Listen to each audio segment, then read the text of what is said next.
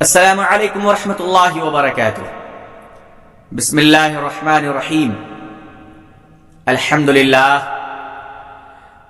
للہ وکفى وسلام علی عباده الذین اصطفى اما بعد۔ الحمد للہ رب العالمین والعاقبۃ للمتقین والصلاة علی رسولہ محمد وعلی آلہ واصحابہ اجمعین۔ رب اشرح لي صدري ويسر لي امري واحلل عقدة من لساني يفقهوا قولي۔ رب يسر ولا تعسر وتمم بالخير۔ رب زدني علما رب زدني علما رب زدني علما۔ فاعوذ بالله من الشيطان الرجيم۔ وأتم الحج والعمرة لله۔ صدق اللہ العظیم۔ بزرگان محترم، نوجوان اسلام، عزیزان گرامی، سامعین عزام، عمائدین شہر، پردہ نشین خواتین امت اسلامیہ، اور وہ خوش نصیب مسافر، وہ خوش نصیب لوگ جو مدینے کے مسافر کہلاتے ہیں، جو سفر حجاج پر روانہ ہوتے ہیں، جو حجاز کے مسافر ہوتے ہیں۔ اللہ تعالی ہم تمام لوگوں کو اور پوری امت اسلامیہ کو مقبول حج نصیب فرمائے۔ عزیزان ملت، حج اسلام کی 5 بنیادوں میں ایک بنیاد ہے۔ حج ایک اسلام کی عبادت ہے، اہم ترین اسلامی عبادت ہے، اور مسلمان جسے کرنا اپنے لیے باعث مسرت سمجھتا ہے۔ عبادت اللہ کی عبادت ہوتی ہے، یہ تمام لوگوں سے پاک ہوتی ہے، یہ تمام بدعات اور رسومات سے پاک ہوتی ہے، اور اللہ کی عبادت پاکیزہ ہوتی ہے۔ اللہ کی عبادت طاہر ہوتی ہے، اور حج کر کر مومن اس مقام پر پہنچ جاتا ہے جس مقام کے متعلق وہ تصور نہیں کر پاتا۔ اللہ تعالی حج کے ذریعے سے اسے رفعت عطا فرماتے ہیں، منزلت عطا فرماتے ہیں، عزت عطا فرماتے ہیں، قدر عطا فرماتے ہیں۔ بزرگان محترم، حج مومن کو مقام معراج تک پہنچاتی ہے، حج مومن کو اللہ کے قریب پہنچاتا ہے، حج مومن کو محمد صلی اللہ علیہ وسلم کے قریب پہنچاتا ہے۔ یوں کہہ لو کہ حاجی جب جاتا ہے تو بے شمار گناہ اس کے ذمہ ہوتے ہیں، حاجی جب جاتا ہے تو بہت سارے گناہوں کے پہاڑ اس پر لدے ہوتے ہیں، اس کا سفید دامن گناہوں سے غلیظ ہوا رہتا ہے۔ لیکن بزرگوں اور عزیزان ملت، حاجی جب حج کے لیے جاتا ہے بڑے گنہگار ہوتا ہے، بڑے گناہوں کو ذمہ لے کر جاتا ہے، لیکن جب وہ حج کر کر واپس آتا ہے تو فرمایا جناب محمد رسول اللہ صلی اللہ علیہ وسلم نے کہ وہ اس طرح واپس آتا ہے جیسے وہ آج ہی پیدا ہوا ہے۔ اس نے کوئی گناہ نہیں کیے ہیں، اس نے زمانے میں کوئی ظلم و ستم نہیں کیا ہے، اس نے کوئی پاپ نہیں کیا ہے، اس نے کوئی بے ایمانی نہیں کی ہے، اس نے کوئی دغا نہیں کیا ہے، وہ آج پیدا ہوا اور معصوم کی طرح واپس آتا ہے۔ حاجی جب حج کر کر واپس آ جاتا ہے، اس دن سے اس کی زندگی کی شروعات ہوتی ہے، اچھے اور برے کاموں کا لکھنا شروع ہو جاتا ہے، اور اس کے پچھلے گناہوں کو اللہ معاف کر دیتا ہے۔ اگلی زندگی وہ جس طرح سے گزارے گا اس کے اعمال ویسے ہی تیار ہوں گے۔ تو ایک بات بنیادی طور پر حج کے سفر میں جانے والے حضرات اس بات کو اچھی طرح جان لیں کہ آپ جس سفر کی طرف جا رہے ہیں، آپ مدینے کے مسافر ہیں، آپ اللہ کے مہمان ہیں، آپ حضور اقدس صلی اللہ علیہ وسلم کے مہمان ہیں، آپ کا مقام بہت بڑا ہے۔ اور ایک بات اچھی طرح یاد رکھیے کہ حج آپ نہ اپنی دولت کی بنیاد پر کر رہے ہیں، نہ اپنی شہرت کی بنیاد پر کر رہے ہیں۔ یہ تو ظاہری ہے ذریعے کہ دولت کی وجہ کر تمہیں ٹکٹ ملتی ہے، لیکن یاد رکھو تمہاری دولت میں وہ طاقت نہیں ہے کہ تمہیں حاجی بنا دے، تمہاری وزارت میں وہ طاقت نہیں ہے کہ تمہیں حاجی بنا دے، تمہاری نماز میں وہ طاقت نہیں ہے جو تمہیں حاجی بنا دے، تمہارے عہدوں میں وہ طاقت نہیں ہے جو تمہیں حاجی بنا دے، بلکہ یوں کہہ لو کہ جسے خدا بلاتا ہے جسے اللہ بلاتا ہے وہی حج کر سکتا ہے۔ اللہ چاہے تو غریب اور بھکاریوں کو حاجی بنا دے اور بادشاہوں کو محروم رکھ دے۔ شکر ادا کرو اللہ تعالیٰ کا اور اللہ تعالیٰ سے ہی اس سعادت کو پانے کی دعا مانگتے رہو۔ آپ کی دولت یہ ظاہری اسباب ضرور ہے، لیکن آپ کی دولت، آپ اپنی دولت کی بنیاد پر، دولت کی طاقت پر آپ مقبول حج نہیں کر سکتے۔ ایک سچی بات، ایک تاریخی حقیقت، ہندوستان میں 800 سالوں تک مسلمانوں نے حکومتیں کی۔ 800 سالوں تک مسلمانوں کا حکومت، مسلمانوں کی حکومت رہی، مغل کا زمانہ رہا، بہت سارے بادشاہ آئے، لیکن یقین مانیے تاریخ کے اوراق یہ سچائی ہمیں بتاتی ہے کہ 800 سالہ دور حکومت میں ایک بھی مسلمان بادشاہ کو حج نصیب نہیں ہوا۔ آپ اندازہ کیجئے کہ وہ بادشاہ تھے لیکن حج نہیں تھے۔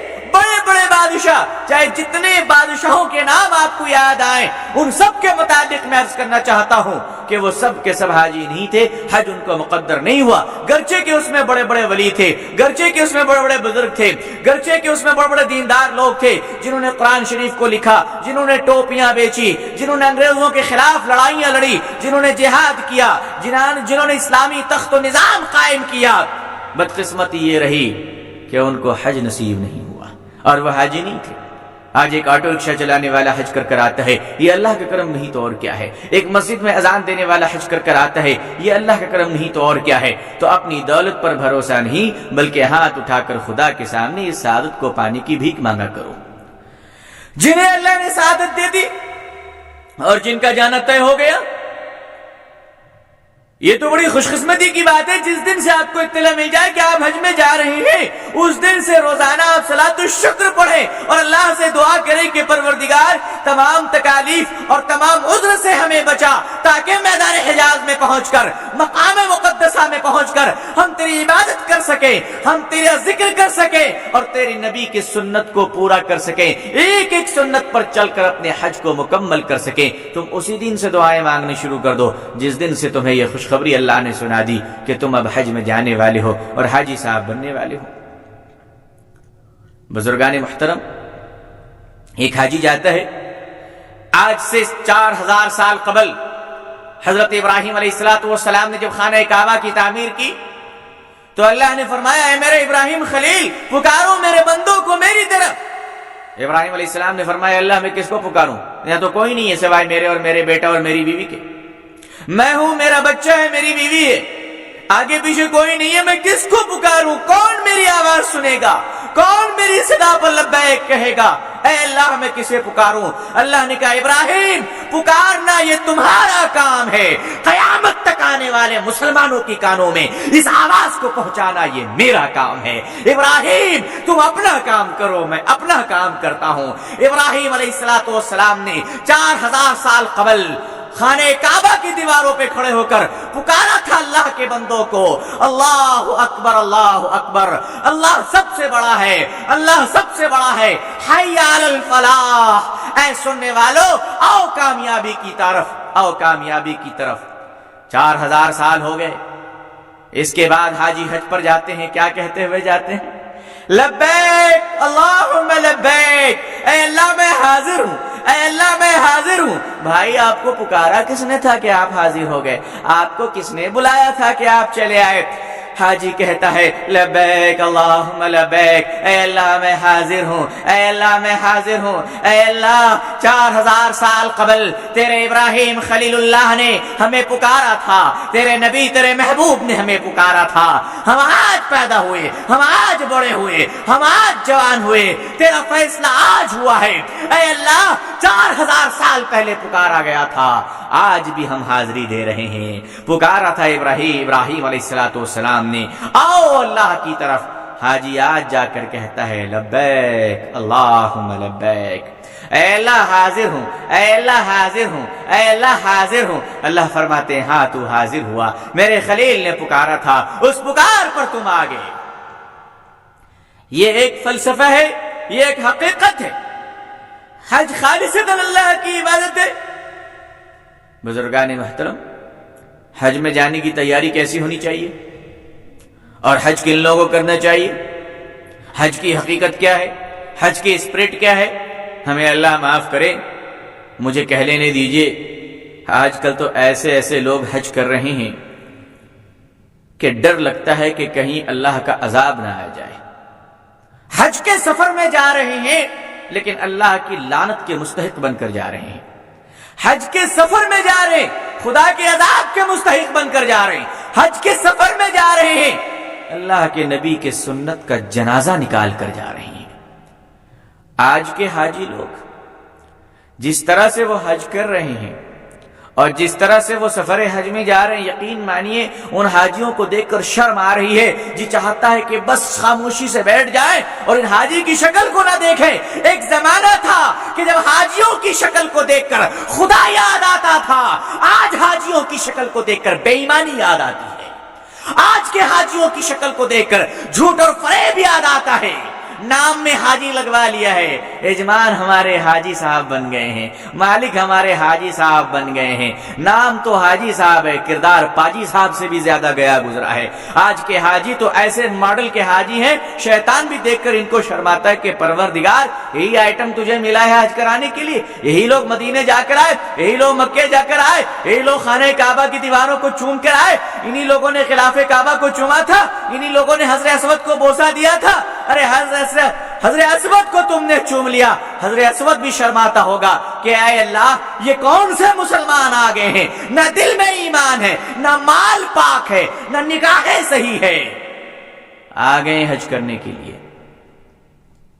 کل تک تم گڑبڑ کرتے تھے، صرف تم بدنام ہوتے تھے۔ ایک آدمی گڑبڑ کرتا ہے وہ بدنام ہوتا ہے، اب آپ حج کر کر گڑبڑ کر رہے ہیں تو بولنے والا کیا بولے گا؟ حاجی صاحب نے بے ایمانی کر لی۔ ارے ظالم، تو بدنام ہو رہا تھا، تو بدنام ہوتا، تو نے اپنے کرتوت کے ساتھ حج کو بھی مکس کر لیا، اب حج بھی بدنام ہو رہا ہے۔ حاجی صاحب نے بے ایمانی کر لی، تو نے حج کو بدنام کر دیا، اور ایک لفظ حج کے پیچھے تو نے خانہ کعبہ کو بدنام کیا، تو نے خلاف کعبہ کو بدنام کیا، تو نے حضرت اسود کو بدنام کیا، تو نے صفا مروہ کو بدنام کیا، تو نے طواف کو بدنام کیا، تو نے زمزم کو بدنام کیا، تم نے حتیم کو بدنام کیا، تم نے مزدلفہ کو بدنام کیا، تم نے مینا کو بدنام کیا، تم نے عرفات کو بدنام کیا، تم نے مدینے کو بدنام کیا، تم نے گنبد خضرا کو بدنام کیا، تم نے ریاض الجنہ کو بدنام کیا، تم نے جنت البقیع کو بدنام کیا۔ تم نے کیا کیا بدنام نہیں کیا؟ تم نے روضہ اقدس کو بدنام کیا۔ ایک لفظ کے پیچھے اللہ نے جنہیں حج نصیب فرمایا ہے، میرے خوش نصیب حجاج کرام، ڈرو اللہ تعالی سے اور اپنے کردار و اخلاق کو سدھار کر رکھو کہ ایسا نہ ہو کہ تمہارے حج کی گڑبڑی کی وجہ سے اور تمہاری بد اخلاقی کی وجہ سے کہیں تم پر عذاب نازل نہ ہو جائے۔ آج حج میں کیسی کیسی حرکتیں ہو رہی ہے۔ میں بہت سارے ایسے حاجی صاحب کو خود جانتا ہوں پرسنل طریقے سے، جو ٹورز اینڈ ٹریولز، آج کل تو کافی فیشن بن گیا ہے نا، اور حج اللہ کی عبادت کی نیت سے نہیں ہوتی ہے۔ آج کل تو پکنک منانے کی غرض سے پوری فیملی حج میں جاتی ہے، ٹور کر کر آئیں گے، فرانس گھوما، اسپین گھوما، چلو ذرا مکہ مدینہ بھی گھوم لیں گے۔ حج ایک ٹور بنتا چلا جا رہا ہے، اور اسی لیے آپ دیکھیے گا پرائیویٹ ٹریولز میں لکھا ہوتا ہے ٹورز اینڈ ٹریولز۔ حج ہے لیکن ٹورز اینڈ ٹریولز، گھومنا پھرنا، موج و مستی کرنا، لکھا ہوتا ہے اشتہاروں میں ایئر کنڈیشن کمرے ہوں گے، آپ کو چلنا نہیں پڑے گا، آپ کو ہلنا نہیں پڑے گا، ہم پیچھے سے ٹھیل دیں گے، آپ خانہ کعبہ میں پہنچ جائیے گا۔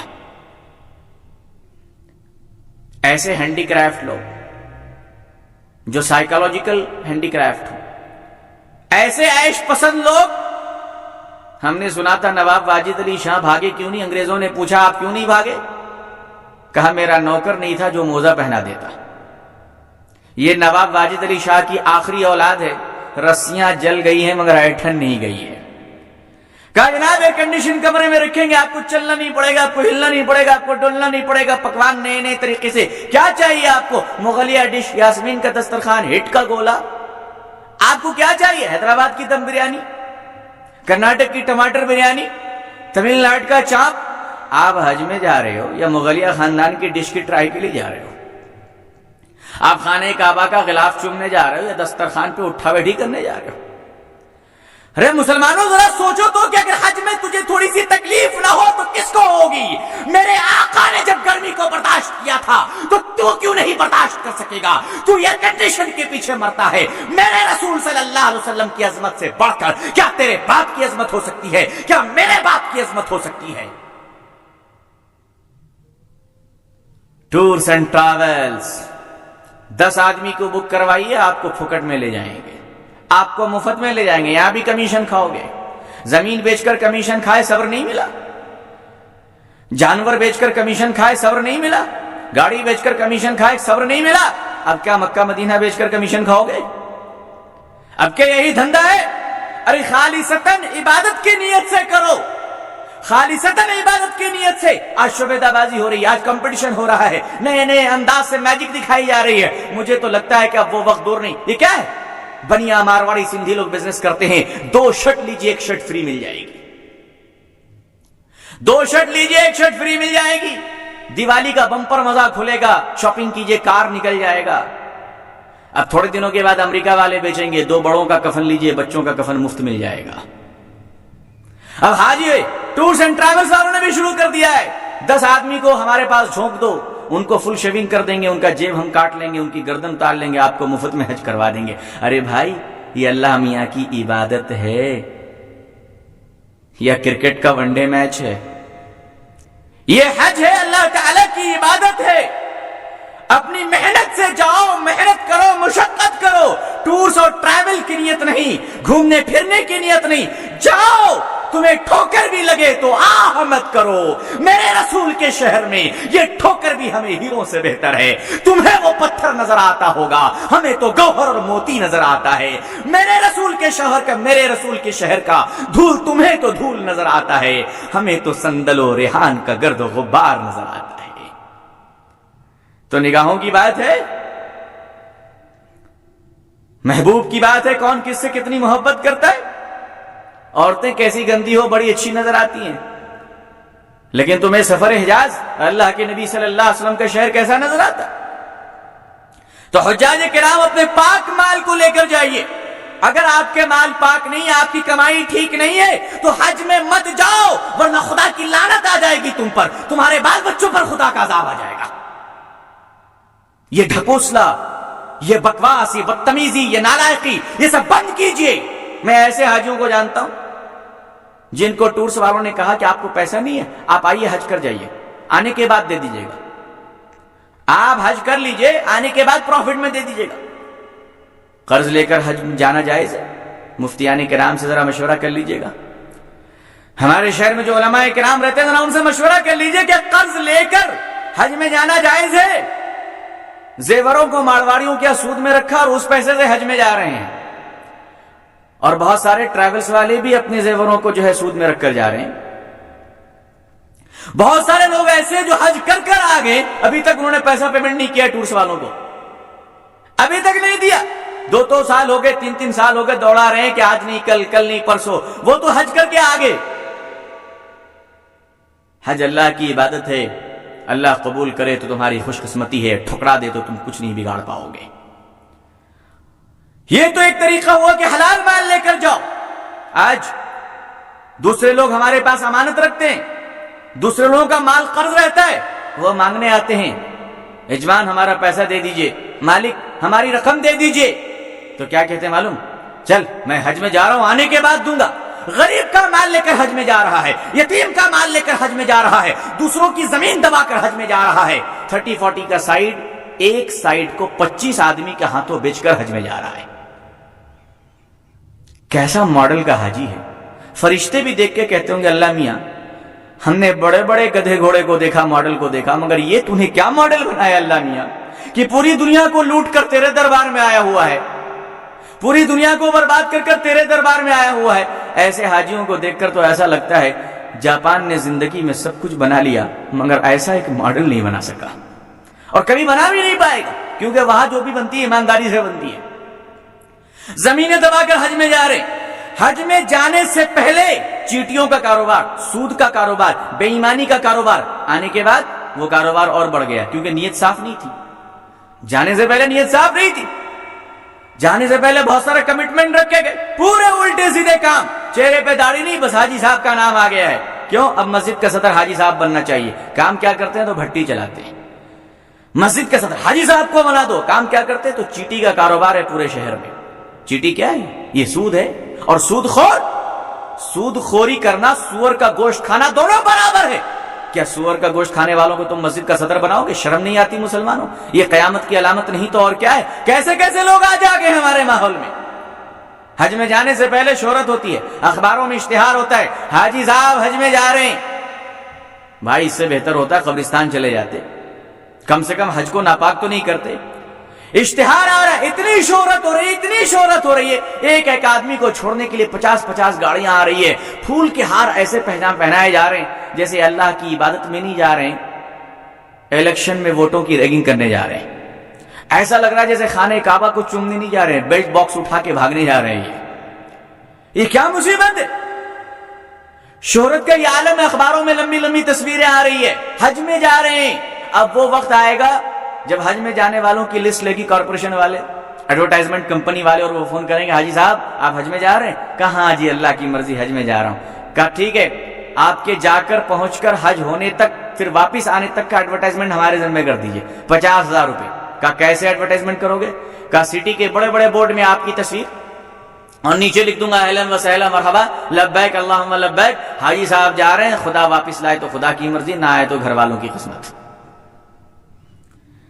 اب معلوم ہے کارپوریشن والے جو ہے ایڈورٹائز کر رہے ہیں, ٹیلی ویژن میں آئے گا, تھیٹروں میں نوجوان فلم دیکھ رہے ہوں گے, بیچ میں بریک آئے گا اور لکھا ہوگا سوری فار بریکنگ, ایک امپورٹنٹ نیوز ہے, تھیٹر کے مالک حج میں جا رہے ہیں, تھیٹر میں فلم دیکھنے والے لوگوں سے دعاؤں کی درخواست ہے.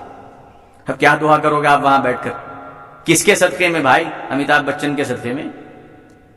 اس قسم کی شہرت کی طرف لوگ بڑھ رہے ہیں, وہ وقت دور نہیں ہے جب اس قسم کے حالات پیش آئیں گے. میں نے تو اپنی آنکھوں سے دیکھا ہے کہ ایک حاجی صاحب حج میں کرنے جا رہے ہیں, مجھے بھی بلایا کہ آئیے دعا کیجئے, میں بھی بیٹھا ہوا تھا دعا کرنے کے لیے, لیکن دعا سے پہلے جو بد دعا کا ماحول دیکھا وہ بھی آپ سن لیجئے. اللہ گواہ ہے, میں نے اپنی آنکھوں سے دیکھا کہ عورتیں اور خواتین رشتہ دار ملنے کے لیے آئیں, جوان جوان لڑکیاں. حاجی صاحب مردوں سے تو مردے, اللہ اللہ اللہ, کتنے رنگین مزاج حاجی صاحب ہیں وہ, اللہ کی پناہ, کہ مرد تو مرد. میں نے یہ دیکھا کہ حاجی صاحب نوجوان لڑکیوں سے گلے مل رہے ہیں, معانقہ کر رہے ہیں. حج میں جا رہے ہیں, وہ گلے مل رہے ہیں, مرد سے نہیں بلکہ عورتوں سے گلے مل رہے ہیں. حاجی صاحب خواتین سے گلے مل رہے ہیں. اتنا ہی نہیں, بات اور آگے بڑھی. اب تو آج کل ہمارا حج کیمپ بھی گھومنے کا اور اوباش کرنے کا ایک اسپاٹ بنتا چلا جا رہا ہے, جہاں نوجوان لڑکے نوجوان لڑکیاں آپس میں ٹائم دیتے ہیں. کہاں ملاقات کی جائے؟ حج کیمپ میں آ جانا بڑا اچھا موقع ہے, لوگ شک بھی نہیں کریں گے, بیٹھ کر گفتگو بھی ہو جائے گی, عشق و محبت بھی پروان چڑھ جائیں گے, حاجیوں کی نورانی شکل کو دیکھ لیں گے, شاید ہو سکتا ہے ہماری محبت کامیاب ہو جائے. لو میرج کرنے میں آسانی ہو, حجاج کرام کی دعائیں لے کر. حاجی صاحب کے آگے پیچھے ویڈیو کیمرہ لے کے لوگ لگے ہوئے ہیں, کیسیٹیں بن رہی ہیں, ویڈیو کیسیٹیں بنائی جا رہی ہیں, ایئرپورٹ پہ دھوم دھام ہے, آنے پر دھوم دھام ہے. میرے بزرگ اور دوستو, اللہ کی عبادت سادگی کے ساتھ کرو, اللہ کی عبادت میں شیطانی حرکتوں کو شامل نہ کرو, ورنہ تمہارا حج ضائع ہو جائے گا, تمہارا حج برباد ہو جائے گا, تم کسی قابل نہیں رہو گے, تمہاری دعائیں قبول نہیں ہوگی. حج میں جانے کے بعد وہاں عبادت کم کر رہے ہیں. مجھے کسی نے سنایا اتنا کھا لیتے ہیں وہاں, اتنا کھا لیتے ہیں, اور جانے سے پہلے بھی بہت کھاتے. ایک ایک حاجی کی ایسی دعوت, خواہ مولویوں کو بدنام کیا جاتا ہے کہ مرغا توڑنے میں مولوی ایکسپرٹ ہے, دعوتیں مولویوں کی زیادہ چلتی ہے. بھائی صاحب یہ غریب مولوی تو کسی طرح اپنی زندگی گزار لیتا ہے. حج کے زمانے میں کسی حاجی کو جانے سے پہلے ذرا وقت پوچھئے, مرنے کی فرصت نہیں ہوتی, کھانے کی دعوت اتنی ہوتی ہے. اتنا کھاتا ہے کہ بدہضمی کا شکار ہو جاتا ہے, طبیعت خراب ہو جاتی ہے, وہ جس کام کے لیے جا رہا اس قابل نہیں رہتا, مرغا توڑتا جاتا ہے, مرغا توڑتا آتا ہے, اور آنے کے بعد بھی سکون نہیں. اتنی لمبی شکایت, ناشتہ باسی تھا, کھانے میں بڑے کا تھا, چھوٹا نہیں تھا, چمپا کلی, انار کلی, وہ گوشت کے الگ الگ نام ہیں, چکن مٹن. وہ ایک لمبی شکایت, گرم نہیں تھا, اسپائسی نہیں تھا, کس قسم کے کھانے تھے. اب وہاں پہنچ کر بھی کیا کر رہے ہیں, اتنا کھا رہے ہیں کہ اس مقام پر, اس مقام مقدس میں پہنچ کر وہ عشاء کی نماز پڑھے بغیر سو جاتا ہے, اور فجر میں اٹھنے کی توفیق نہیں ہوتی. ظاہر سی بات ہے، اسلامی زندگی نہیں، اسلامی ٹریننگ نہیں، غنڈہ گردی کرتے رہے، لفنگا گیری کرتے رہے، آوارہ گردی کرتے رہے، پیسہ آ گیا حج میں چلے گئے۔ حج میں جانے سے پہلے جو تیاری ہونی چاہیے، جو اسلام پر عمل کرنا، اسلامی ماحول میں رہنا، مسجد سے جڑے رہنا، علماء کرام کی صحبت میں بیٹھنا، نمازوں کی پابندی کرنا، اسلامی سنت کو جاننا، یہ سب کوئی واقفیت نہیں ہوتی۔ پیسوں کی بنیاد پر سفر کر جاتے ہیں، عشاء کی نماز نہیں پڑھا، مردوں کی طرح لیٹے ہوئے ہیں، بیل کی طرح، بھینس کی طرح سو گئے۔ میرے دوست ایک حج کر تشریف لائے، میں نے ان سے ملاقات کی، بڑے شریف النفس آدمی۔ میں نے پوچھا آپ کا سفر کیسا رہا؟ انہوں نے فرمایا اللہ کا شکر ہے۔ میں نے کہا کچھ واقعات بتائیے جو پیش آئے ہوں۔ انہوں نے کہا کہ ایک بڑی شرمندگی کے ساتھ ایک واقعہ میں بتانا چاہتا ہوں۔ کہا کیا؟ کہا فجر کی نماز کا وقت تھا، ہمارے کیمپ میں لوگ سوئے ہوئے تھے، ہم میں سے ایک آدمی کو خیال آیا کہ چلو جگا دیتے ہیں، نماز کا وقت ہے، تو کچھ نوجوان ہٹے کٹھے وہ لیٹے ہوئے تھے۔ جب ان کو جگایا گیا، اٹھو بھائی فجر کی نماز کا وقت ہو رہا ہے، تو ان نوجوانوں نے جواب دیا کون رہے یہ خانہ کعبہ کا انہیں مؤذن کیا؟ یہ کون ہے خانہ کعبہ کا مؤذن آ گیا ہم کو جگانے کے لیے؟ اس قسم کے الفاظ کہے اور نماز نہیں پڑھی۔ کتنی بدقسمتی ہے، کتنے بدقسمت ہے وہ لوگ جنہیں خدا کی زمین پر پہنچ کر، خانہ کعبہ میں پہنچ کر نماز وقت سے پڑھنے کی توفیق نہیں ہوتی۔ جماعت میں نہیں جاتے، حرم شریف میں کمرے میں ہے، نماز کمرے میں پڑھ رہے ہیں۔ کہا بہت تھکا ہوا ہوں، بوڑھا ہوں، چل پھر نہیں ہوتا۔ ارے بھائی مرتے مرتے رینگتے ہوئے کیڑوں کی طرح جاؤ، کیونکہ یہ مقام وہ ہے کہ جہاں تم جاؤ گے بوڑھوں کی طرح، خدا لائے گا تمہیں جوانوں کی طرح۔ جہاں تم جاؤ گے پاپیوں کی طرح، آؤ گے فرشتوں کی طرح۔ جہاں تم جاؤ گے گنہگاروں کی طرح، آؤ گے معصوموں کی طرح۔ لیکن دوستو اور بزرگوں، یہ سب کیوں ایسا ہو رہا ہے؟ نماز جماعت سے کیوں نہیں ملتی؟ حرم شریف میں نماز نصیب نہیں ہوتا، نماز وقت پر نہیں ہوتا، حج قبول نہیں ہوتی، حج میں عبادت نہیں کر پاتے۔ یہ سب اس وجہ سے ہوتی ہے کہ جانے والے کی نیت ٹھیک نہیں اور مال ٹھیک نہیں۔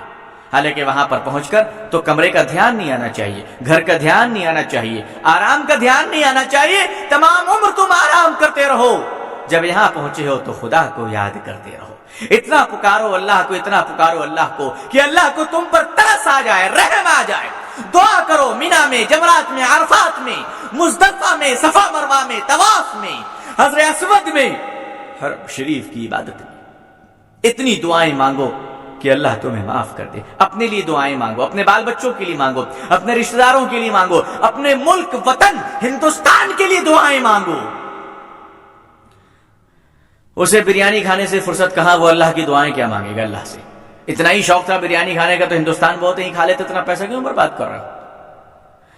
اب جو حجاج کرام صحیح طریقے سے حج میں جا رہے ہیں، اللہ تعالی ہم سب کو صحیح حج نصیب فرمائے۔ بے ایمانی کر کے حج مت جائیے، اور بے ایمانی کر کے حج میں جانے والوں کا ساتھ نہ دیجیے، ان کے لیے دعا بھی مت کیجیے، کوئی ضرورت نہیں دعا وغیرہ کرنے کی ان کے لیے۔ بے ایمان بے ایمان ہے، خانہ کعبہ میں جانے سے تھوڑی نہ ایماندار بن جائے گا، اس کا مال تھوڑی نہ پاک ہو جائے گا۔ البتہ جو حجاج کرام دل سے حج میں جا رہے ہیں، میں ان حضرات کے لیے چند باتیں ضرور بتانا چاہوں گا، کیونکہ مجھے بھی لالچ ہے کہ ان حاجیوں کی دعاؤں میں ہمارا حصہ ہو جائے۔ میرے دوستو، جو حلال کمائی سے جو لوگ حج میں جا رہے ہیں، میری ان سے درخواست ہے۔ جو بے ایمانی کی کمائی سے جا رہے ہیں، میں ان سے دعاؤں کی درخواست نہیں کرتا، کیونکہ ان کی دعاؤں میں سوائے اللہ کی لعنت کے اور کچھ نہیں ہوتا۔ ایمانداری اور حلال کمائی سے جانے والے حجاج کرام کے قدموں پہ بیٹھ کر میں یہ درخواست کرتا ہوں کہ آپ اپنی نیک دعاؤں میں مجھ جیسے پاپی اور گنہگار کو ضرور یاد فرمائیے گا کہ اللہ ہمیں بھی معاف کر دے، اور اللہ ہمیں بار بار اپنے گھر کا دیدار نصیب فرمائے، مدینے کا دیدار نصیب فرمائے، مدینے کی زیارت نصیب فرمائے، آمین۔ حجاج کرام جب آپ پہنچے حج کے لیے، تو جب آپ شہر مکہ میں پہنچیں گے، حدیث میں آتا ہے کہ حج میں جانے والے یا عمرہ میں جانے والے لوگ جب پہلی بار کعبہ کو دیکھتے ہیں، پہلی بار، فرسٹ ٹائم، پہلی نظر، یہ نہیں کہ ایک بار حج میں گئے اور دوبارہ حج میں جائیں گے تو پہلی بار نہیں ہوگا، نہیں، اس شہر میں آپ جائیں گے، اس سفر میں پہلی بار کعبے پر جب نظر پڑے گی آپ کی، دوسری بار آپ حج میں جائیں گے پھر بھی پہلی بار جب آپ کی کعبے پہ نظر پڑے۔ حدیث میں آتا ہے کہ جب مومن کی پہلی نظر کعبے پہ پڑتی ہے تو اس وقت وہ اللہ تعالی سے جو کچھ بھی دعا مانگتا ہے اللہ اسے قبول فرما لیتے ہیں۔ یہ حضور صلی اللہ علیہ وسلم کا وعدہ ہے، یہ آپ صلی اللہ علیہ وسلم نے اپنی امت کو یقین دہانی فرمائی ہے۔ کہ خانہ کعبہ پر جب پہلی نظر پڑے تم جو کچھ اللہ سے دعا مانگو گے اللہ قبول کر لے گا. لیکن دوستو اور بزرگوں، کعبہ کا روب اتنا ہے، کعبہ کا جلال اتنا ہے، کعبہ کی عظمت اتنی ہے، کعبہ کا احترام اتنا ہے کہ جب مومن کی پہلی نظر اس پر پڑتی ہے تو مومن تو دیوانہ ہو جاتا ہے کعبہ کو دیکھ کر. اے اللہ، یہی وہ تیرا پرجلال گھر ہے، اے اللہ یہی تو تیرا وہ مکان ہے جسے دیکھنے کی آرزو اور حسرت میں 50 سال بیت گئے، 60 سال بیت گئے، ہم تیرے گھر کو دیکھنے آئے ہیں. مومن تو خدا کے گھر کو اتنے پیار سے دیکھتا ہے کہ وہ دیوانہ ہو جاتا ہے، وہ اس کا فریب میں آ جاتا ہے، وہ فریفتہ ہو جاتا ہے، وہ عاشق و معشوق کی طرف پگھل جاتا ہے. اسے کچھ یاد بھی نہیں کہ میں کیا مانگوں، کیا چھوڑ دوں، کیا دعائیں مانگوں. وہ کعبہ کی جلال کو دیکھتا ہے، وہ کعبہ کی عظمت کو دیکھتا ہے اور اللہ تعالیٰ کی قدرت کو دیکھ کر کہتا ہے اے اللہ یہی تیرا گھر ہے. ایسے وقت میں مومن پہلی نظر میں کیا دعا مانگے؟ علماء فرماتے ہیں کہ بہت ساری دعائیں تو تم نہیں مانگ سکتے وہاں پر، لیکن ہاں جب خانہ کعبہ پر تمہاری پہلی نظر پڑے تو اتنا کہہ دینا کہ اے اللہ ساری عمر جتنی خیر کی دعائیں کروں سب کو قبول فرما لے. بس یہ اللہ کا تمہارا قبول کر لیا تو پوری زندگی کی ایگریمنٹ ہو گئی. پھر تم جہاں جاؤ گے دعا مانگو گے اللہ قبول کر لے گا. چاہے ہندوستان میں مانگو، چاہے پاکستان میں مانگو، چاہے راجستھان میں مانگو، چاہے افغانستان میں مانگو، چاہے تم جس جگہ سے چلتے چلتے قبرستان تک دعا مانگو، اللہ تمہاری دعا کو قبول کر لے گا. یہ ایک پرماننٹ ایگریمنٹ ہے جو خانہ کعبہ پر پہلی نظر پڑتے وقت مومن کہہ دیتا ہے. اللہ تعالی ہم سب کو توفیق عطا فرمائے. جب آپ وہاں جائیں گے تو آپ کو 2 قسم کے پتھر نظر آئیں گے. ایک پتھر ہے حجر اسود جس کو آپ چومتے ہیں، اور ایک رمی جمرات میں بیٹھا ہوا ہے 1 2 3 3 ماڈل کے 3 شیطان. وہ 3 شیطانوں کو آپ پتھر مارتے ہیں، وہ بھی پتھر، حجر اسود بھی پتھر، شیطان کی نشانی والی، شیطان کی جو وہاں پہ نشانی ہے وہ بھی پتھر، خانہ کعبہ کی دیوار سے جو چپکا ہوا ہے وہ بھی پتھر. ایک رمی ہے جمرات ہے اور دوسرا حجر اسود ہے. ایک کو آپ چومتے ہیں اور دوسرے کو آپ جوتے مارتے ہیں. دونوں ہی پتھر ہے، ایک سے محبت ہے دوسرے سے نفرت ہے، ایک محبوب ہے اور دوسرا مردود ہے. آخر اس کی وجہ کیا ہے؟ کبھی غور کیا آپ نے؟ حجر اسود کو آپ چومتے ہیں، اس پتھر کو جا کے رمی جمرات کے پتھر کو جا کے آپ مارتے ہیں. وہاں آپ مار رہے ہیں، آپ چوم رہے ہیں، کیا وجہ ہے؟ مسلمانوں ہم یہ کہتے ہیں کہ جس پتھر کو میرے رسول نے چوما ہے ہم چومتے رہیں گے، جس پتھر کو میرے رسول نے مارا ہے ہم قیامت تک مارتے رہیں گے. ہماری کوئی اپنی مرضی نہیں، ہم تو محمد کے غلام ہیں صلی اللہ علیہ وسلم. حضور نے فرمایا اس کو چومو، ہم چومتے ہیں. رسول نے کہا اس کو مارو، ہم مارتے ہیں. رسول نے کہا یہ محبوب ہے، ہم نے کہا یہ ہمیں بھی محبوب ہے. میرے رسول نے کہا یہ مردود ہے، ہم نے کہا ہمیں بھی یہ مردود ہے. میرے رسول نے چومنا بھی سکھا دیا، مارنا بھی سکھا دیا. کہا اپنوں کو اس طرح پیار کیا جاتا ہے، دشمنوں کو ایسے پیٹا جاتا ہے. میرے رسول صلی اللہ علیہ وسلم نے مکے میں بلا کے سچائی کو چومنے کا سلیقہ بھی بتا دیا، شیطان کو جوتے مارنے کا طریقہ بھی بتا دیا. تم وہاں کے شیطان کو جوتے مار کر آتے ہو اور یہاں آ کر وہی حرکت کرتے ہو جو تمہارے آبا و اجداد شیطان نے کیا تھا. تو آپ خود بڑے شیطان ہیں. ایک شیطان دوسرے شیطان پر پتھر مارے تو شیطان تو ہنسے گا. چھوٹا بھائی بڑے بھائی کو مار رہا ہے، بھتیجا چچا کو مار رہا ہے، بیٹا باپ پر ہاتھ اٹھا رہا ہے. اس شیطان پر ہاتھ اٹھانے سے پہلے اپنے آپ کو شیطان کی منسٹری سے ریزائن دیجیے. آپ جو شیطان آرگنائزیشن کے جنرل سیکرٹری بنے ہوئے ہیں یہاں سے پہلے استعفا دیجیے، اس کے بعد جا کے اس شیطان کو جوتے ماریے. حجر اسود کو آپ چومتے، میرے رسول نے چوما. شیطانی علامت کے پتھر کو آپ مارتے اس لیے کہ میرے رسول نے مارا.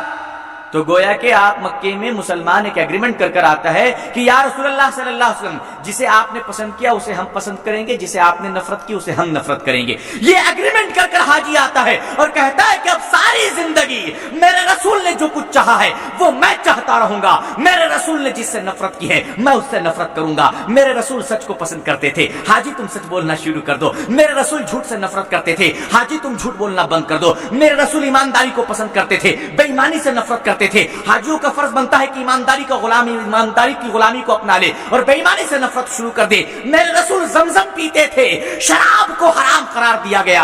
حاجیوں تم مر جاؤ مگر زمزم پیو، شراب کا قطرہ منہ کے قریب نہ لانا. ہے اتنی جرت، ہے اتنا سلیقہ.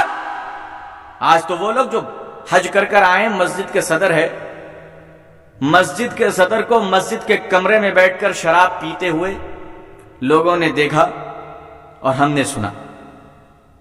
یہ بھی بدقسمتی ہے ہماری. ہم غیروں کو کیا بدنام کریں؟ ہم دوسروں پر انگلیاں کیا اٹھائیں گے؟ کیا ہم نے اسلام پر کم ظلم کیا ہے؟ کیا مسلمان اسلام کا کم مذاق اڑا رہا ہے؟ مسلمانوں نے اتنا مذاق اڑا لیا ہے کہ یہودیوں کو کوئی مذاق اڑانے کا وقت ہی ہم نے نہیں دیا. آج کا مسلمان یہودی اور عیسائیوں کو تو پیچھے چھوڑ رہا ہے کہ آپ لوگ کیوں مذاق اڑائیں گے؟ اسلام کا مذاق اڑانے کے لیے مسلمان خود کافی ہے. مسلمان خود مذاق اڑا رہا ہے. ایک بات تو یہ آ گئی کہ میرے رسول نے مانا تو ہم مانیں گے، میرے رسول نے مارا تو ہم مانیں گے. ہماری ذاتی خواہش کچھ نہیں ہے. ہم حضور صلی اللہ علیہ وسلم کے تابع ہیں، غلام ہیں. صفا مروہ پہ جب دوڑو گے میرے رسول کی دوڑ یاد آئے گی کہ آج سے 1500 سال پہلے امنہ کا دلارا، عبد المطلب کا لال، حضرت عبداللہ کا پیارا صفا مروہ میں کیسے دوڑتے تھے. وہ دوڑ میرے رسول کی یاد آئے گی. عرفات میں جب خدا کے سامنے رو گے میرے رسول کا رونا یاد آئے گا. مینا میں جب نماز پڑھو گے میرے رسول کی نماز یاد آئے گی. خانہ کعبہ کا جب طواف کرو گے میرے رسول کا طواف یاد آئے گا. حرم میں جب نماز پڑھو گے میرے رسول کی نماز یاد آئے گی. ارے وہاں تو قدم قدم پر تجھے اللہ اور اس کا رسول نظر آنا چاہیے، اللہ اس کا رسول یاد آنا چاہیے. تجھے بریانی کیسے یاد آتی ہے؟ تجھے عیش و عشرت کیسے آرام آتی ہے؟ تو وہاں پہ خانہ کعبہ کے ذروں پہ حضور صلی اللہ علیہ وسلم کے قدموں کے نشان ڈھونڈنے کے بجائے جدہ کے مارکیٹ میں میڈ ان جاپان کا مال ڈھونڈ رہے ہو. تم سفر حجاز میں جا کر اللہ کی محبت کو ڈھونڈنے کے بجائے تم یہ ڈھونڈ رہے ہو کہ ریڈو واچ کہاں ملے گا، رولیکس گھڑی کہاں ملے گی، وی سی آر کہاں ملے گی، ٹی وی کہاں ملے گی. شیطان سے چھٹکارا پانے کے لیے تم نے حج کیا اور انہی شیطانوں کو لے کر جا کے گھر میں بسا رہے ہو. تمہاری طرف سے لے جایا گیا وی سی آر، تمہاری طرف سے لائی گئی ٹیلی ویژن، اور وہاں پہ کہا جائے گا کہ یہ حاجی صاحب مکے سے لائے. دوستو اور بزرگوں، اب آپ ٹی وی مکے سے لے کے آئیں گے تو پاک تو نہیں ہو جائے گی؟ آپ وی سی آر مکے سے لے کے آئیں گے تو پاک تو نہیں ہو جائے گی؟ اب وہاں پر آ رہے ہیں بچے فلمیں دیکھ رہے ہیں، حاجی صاحب مسجد میں گنگا رہے ہیں اللہ تو ایک ہے، اللہ تو ایک ہے، اور نوجوان لڑکے کہہ رہے ہیں اللہ نے باپ کو کتنا نوازا، میرے باپ کو اللہ جزائے خیر دے جنہوں نے ایسی ٹیلی ویژن لائی کہ ہیما مالنی کے گال کی آخری حد تک صحیح طریقے سے نظر آ رہی ہے. اب یہ حاجی صاحب کے لیے بڑی دعا ہو گئی نا. حاجی صاحب مر کے قبر میں چلے گئے، بچے ٹیلی ویژن میں فلم دیکھ رہے ہیں. کئی کون سی ٹیلی ویژن ہے؟ کہا ابا جان حج کر کے گئے تھے، حج کرنے وہاں سے لے کر آئے. اور آج کل تو عجیب عالم ہے، جب حاجی لوگوں سے ملنے کے لیے جاتے ہیں کہ بھائی آپ کا سفر حج کیسا رہا؟ بڑا اچھا رہا. فرماتے ہیں کیا بتائیں، اس بار گرمی بہت تھی، میں نے تو 50,000 روپے ایکسٹرا دے کر 5 اسٹار ہوٹل میں قیام کیا. اپنا بڑکپن بتاتے ہیں، اپنا مقام بتاتے ہیں، اپنی بزرگی بتاتے ہیں، اپنی حقیقت بتاتے ہیں، اور کہتے ہیں یہ تو 4تھا 5واں سفر تھا، میں تو ہمیشہ ہی جاتا رہتا ہوں. انہوں نے ایک سفر بنا لیا ہے، انہوں نے ایک ٹور بنا لیا ہے، حقیقت سے ان کا کوئی تعلق نہیں ہے. میرے حجاج کرام، جب آپ مدینے کی طرف کوچ کریں تو یاد رکھیے کہ مکے میں اگر کوئی غلطی ہو جائے، کوئی گستاخی ہو جائے، اللہ معاف کر سکتا ہے، لیکن مدینے میں اگر کوئی گستاخی ہو جائے گی تو خدا اپنے محبوب کے گستاخوں کو کبھی معاف نہیں کرے گا. ہمارے رسول صلی اللہ علیہ وسلم نے ارشاد فرمایا کہ مدینے آ کر کوئی مدینے کو برا نہ کہے. ایک بزرگ نے مدینے میں دہی کھایا اور دہی کھٹا تھا. زبان سے نکل گئی کہ مدینے کی دہی کھٹا ہے. سو گئے، رات خواب میں حضور صلی اللہ علیہ وسلم نے آ کر حضور صلی اللہ علیہ وسلم خواب میں تشریف لایا اور اس بزرگ کو بہت ڈانٹا اور فرمایا کہ تجھے مدینے کی دہی سے شکایت ہے، تجھے مدینے میں رہنے کا کوئی حق نہیں ہے، مدینے سے نکل جا. اور صبح میں ان کو مدینہ چھوڑ دینا پڑا. مدینے میں پہنچ کر یہ مت کہو کہ یہاں کی گرمی بہت خراب ہے، کیونکہ جس گرمی کو تم جھیل رہے ہو میرے رسول صلی اللہ علیہ وسلم صدیوں سے اس موسم کو جھیل رہے ہیں. میرے آقا کو مدینے کے موسم پسند ہے، مدینے کا رشتہ ہے، مدینے کی نسبت ہے جناب محمد رسول اللہ صلی اللہ علیہ وسلم سے. مدینے کے موسم کو برا نہ کہو، مدینے کی آب و ہوا کو برا نہ کہو، مدینے کی زمین کو برا نہ کہو، مدینے کے لوگوں کو برا نہ کہو، مدینے کے پھلوں کو برا نہ کہو، مدینے کے کھانوں کو برا نہ کہو، مدینے کی دہی کو برا نہ کہو، مدینے کی دودھ کو برا نہ کہو، مدینے کے کھجور کو برا نہ کہو. میرے رسول صلی اللہ علیہ وسلم کے دل کو تکلیف ہوتی ہے. مدینے میں جاؤ تو اتنے ادب سے جاؤ، اتنے ادب سے جاؤ کہ یاد رکھو کہ معلم کائنات امام الانبیاء خاتم النبیین طٰہٰ اور یاسین رحمت للعالمین صلی اللہ علیہ وسلم اس شہر میں آرام کر رہے ہیں، تمہاری ایک ایک حرکتیں ان کی نظر کے سامنے ہیں، کہیں کوئی ایسی گستاخی نہ ہو جائے کہ میرے آقا کے دل کو تکلیف پہنچ جائے۔ امام اہل سنت حضرت مولانا عبدالشکور فاروقی لکھنوی رحمت اللہ علیہ جب حج میں جا رہے تھے تو مدینے پہنچنے سے پہلے اپنے پورے بدن میں تیل لگا لیا۔ لوگوں نے پوچھا حضور تیل کیوں لگا رہے ہیں؟ فرمانے لگے کہ مدینے میں داخل ہو رہا ہوں، مدینے کی ہواؤں کے ساتھ جو گرد و غبار اڑیں گے میں چاہتا ہوں کہ وہ گرد وہ دھول میرے بدن سے چپک کر واپس نہ جائے، ہو سکتا ہے کہ اس دھول کے کسی ذرے کا تعلق میرے رسول کے دربار سے رہا ہو صلی اللہ علیہ وسلم۔ جس زمین پر تم چل رہے ہو برسوں پہلے اسی زمین پر میرے رسول نے پاؤں رکھا تھا، ارے سلیقے سے پاؤں رکھنا، کیونکہ ہم تو گنہگار ہیں، میرے رسول کے قدموں کی نشانی پر ہم قدم کیسے رکھ سکتے ہیں؟ وہ رسول، ہم گنہگار ہیں صلی اللہ علیہ وسلم۔ بڑے سوچ سمجھ کر مدینے میں داخل ہوئیے۔ حضور صلی اللہ علیہ وسلم جب مکے سے ہجرت کر کر مدینہ جا رہے تھے تو آپ صلی اللہ علیہ وسلم صحابہ کرام کو لے کر جب مدینے میں داخل ہونے لگے تو مدینے سے ایک تیز ہوا چلی، دھول اڑنے لگے۔ صحابہ نے اپنی اپنی چادریں لے کر اپنے چہرے کو ڈھانک لیا۔ حضور صلی اللہ علیہ وسلم ارشاد فرماتے ہیں، اے میرے ہمراہ، اے میرے ہم سفر، اے میرے دوستوں، میرے صحابہ، یہ تو بتاؤ کہ تم نے اپنے چہروں کو چادروں میں کیوں چھپا لیا؟ صحابہ فرماتے ہیں، یا رسول اللہ صلی اللہ علیہ وسلم، مدینے کی طرف سے دھول آ رہی تھی، اس دھول سے بچنے کے لیے ہم نے اپنے چہروں کو چھپا لیا۔ آقا دو جہاں صلی اللہ علیہ وسلم فرماتے ہیں، اے میرے ہم سفر ساتھیوں، اے میرے مسلمان صحابیوں، اپنے چہروں کو کھول لو، کھول لو، کیونکہ خدا نے مدینے کی خاک میں شفا رکھی ہے، مدینے کے خاک میں شفا رکھا ہے اللہ نے، اس خاک سے اپنے آپ کو بچاؤ نہیں، مدینے کے خاک میں لپٹ جاؤ، اس لیے کہ مدینے کے خاک میں خدا نے جنت والی برکت رکھی ہے، اس خاک کو اپنے سر پر رکھ لو جس خاک پہ میرے رسول کی جوتیاں پڑی ہے۔ یہ عقیدت کی بات ہے، محبت کی بات ہے۔ حضور صلی اللہ علیہ وسلم نے ارشاد فرمایا کہ مسجد نبوی میں ایک جگہ ہے جس کا نام ہے ریاض الجنہ، محراب سے بائیں طرف، محراب کے بائیں طرف حضور صلی اللہ علیہ وسلم جہاں پر آرام فرما رہے ہیں وہ درمیان کی زمین کو ریاض الجنہ کہا جاتا ہے۔ مدینے میں جا کر پوچھ لیا کرو کہ ریاض الجنہ کون سا ہے۔ آقا دو جہاں صلی اللہ علیہ وسلم نے ارشاد فرمایا کہ ریاض الجنہ یہ جنت کا ایک ٹکڑا ہے، اگر دنیا میں تمہیں جنت دیکھنا ہے تو ریاض الجنہ کو دیکھ لو، اگر دنیا میں تمہیں جنت میں بیٹھنا ہے تو ریاض الجنہ میں بیٹھ جاؤ، اگر دنیا میں تمہیں جنت میں نماز پڑھنی ہے تو مدینے کی ریاض الجنہ میں نماز پڑھ لو۔ حضور صلی اللہ علیہ وسلم نے ارشاد فرمایا کہ یہ ریاض الجنہ ہے، یہ جنت کا ایک ٹکڑا ہے، جو یہاں آ گیا وہ جنت میں چلا گیا۔ حاجیوں کو چاہیے کہ ریاض الجنہ میں ضرور نماز پڑھا کریں، چاہے جتنے بھی انتظار کرنی پڑے۔ کیوں؟ اس لیے کہ گنہگار کے بارے میں آتا ہے کہ جو گنہگار جہنم میں جائے گا اگر وہ مسلمان ہے تو اپنی سزا کو کاٹنے کے بعد خدا اسے جہنم سے نکال کر جنت عطا فرمائیں گے۔ کوئی گنہگار ہے قیامت کے دن لیکن مسلمان ہے، ایمان ہے، کلمہ ہے، توحید ہے، عشق ہے، محبت ہے، قرآن پر ایمان ہے، مگر گناہوں کی وجہ سے جہنم میں چلا گیا تو وہ اپنی سزا جہنم میں کاٹ کر دوبارہ جنت میں آئے گا، یہ ثابت ہے حدیث سے۔ تو جہنم میں سزا کاٹنے والا جنت میں آئے گا، یہ تو حدیث سے ثبوت ملتی ہے، لیکن یہ ثبوت کہیں نہیں ملتی ہے کہ مسلمان ایک بار جنت میں چلا جائے اور اسے دوبارہ نکال کر جہنم میں ڈالا جائے، یہ انشاءاللہ کبھی نہیں ہوگا۔